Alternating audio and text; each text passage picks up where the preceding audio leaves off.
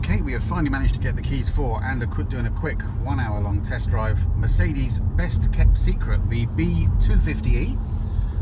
All looking very much like a B-class Mercedes inside, apart from the energy flow you can see on the big sat-nav sort of multimedia display on the left. Currently there are 3 different drive modes in this car. There is like an E, if you can see it on the buttons here, there's an economy mode, an economy plus mode and a sport mode. This is obviously the fully loaded demonstrator, so it's got the heated seats, the heated screen, it's got this bizarre energy, what's it called, energy reserve mode or something, which won't go on now for some reason. Oh well. Oh, there you go, now it does. But that also allows you to extend the charge on this.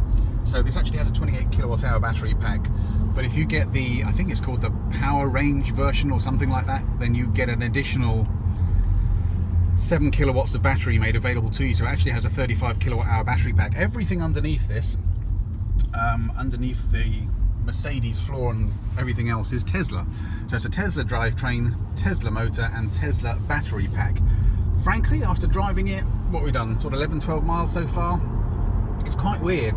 Not only do you have to start the thing with a key, old school, but also how it drives. It just doesn't, it's just not as responsive. It's fast. When you get into the kind of power band, it's more like driving a diesel than driving an electric car. If I'm used to driving like the Leaf and the i3, and you put your foot ever so gently on the accelerator and it picks up. On this one, you start to put on your foot on the accelerator, or even just like pulling onto a roundabout a moment ago, it's not that nippy off the line. You have to really push it down quite a way, regardless of what mode. Even the sport mode, there's like a half a second or a second gap. It's just not that responsive when you're putting the foot down. And then when you do put your foot down, the wheels spin and all sorts goes. It is a really quiet car to drive. We're currently doing 70 miles an hour or thereabouts, and you can just hear going over the different road surfaces. But it's a very comfortable car. The controls, all very well made, all the fittings and everything feel very good. Not a lot of room in the back. I think we've been spoiled with the Outlander. Mind you, even the Leaf. Yeah, Joe was passenger in the back a moment ago and the knees were up against the back of the seat, so not an ideal family car.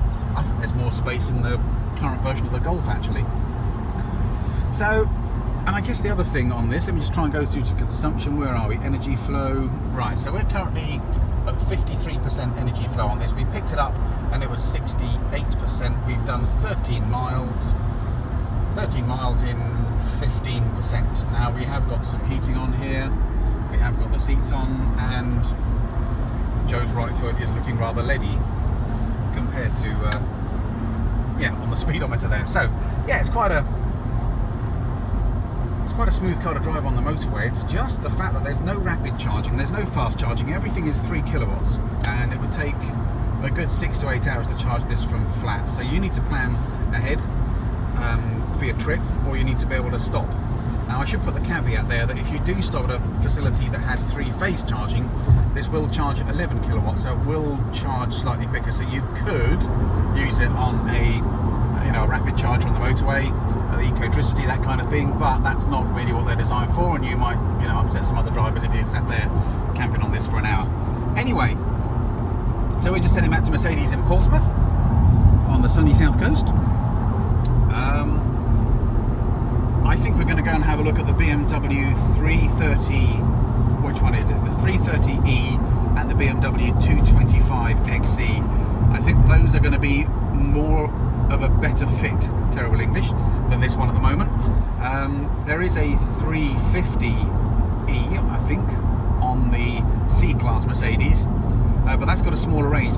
Even the salesman was saying it's got a sort of 14-15 mile range on it, whereas the BMW does claim 25, but I've read lots of reviews that you'll only get 9 in winter on that particular 330. So 225 might be a leading contender at the moment, so we're going to have a nose at that. But we did manage to get one, and thank you Marshalls Portsmouth for getting hold of a 250e.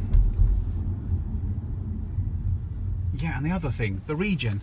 The regen is really poor on this. It has got the flappy paddles each side of the steering wheel, just like the Outlander's got, but the Outlander's got 5 different levels of regen. This one's kind of got D+, D Auto, and then D minus, and it's the D minus that's supposed to be giving it the regen, but you still need to take a running jump at these brakes to make this thing stop. So I'm used to driving the i3, which has very strong regen depending on which mode that you're in.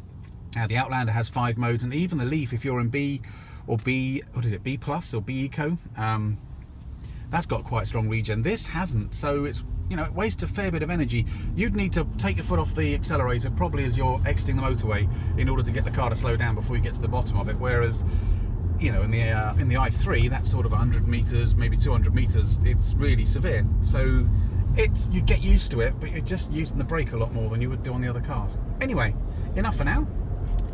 This is the Mercedes B250e Art.